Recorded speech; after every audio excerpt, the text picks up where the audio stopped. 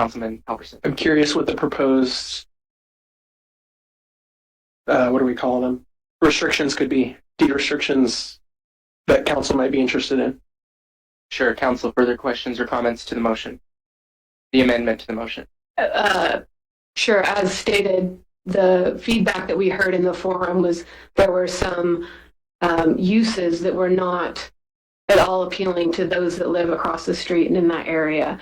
And so being able to make sure that we take that into consideration and we don't put a pot shop next to that neighborhood or, again, a storage facility at such a prime piece of riverfront that we just don't have.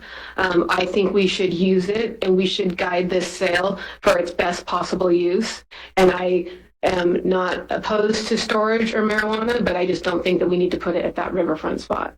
I think it would be better for our community to have it be a place of use.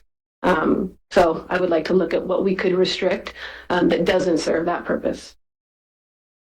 Thank you, council. Further questions to the amendment to the motion? Mayor Boudreau, does this amendment, just so I'm clear, prevent the process from starting per Mr. Halverson's original motion?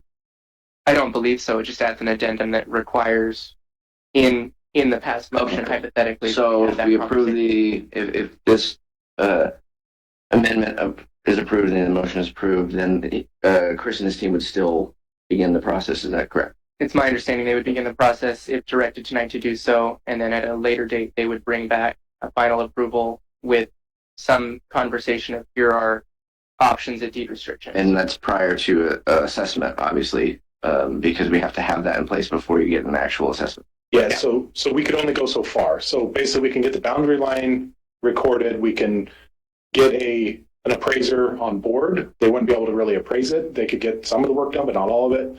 And then,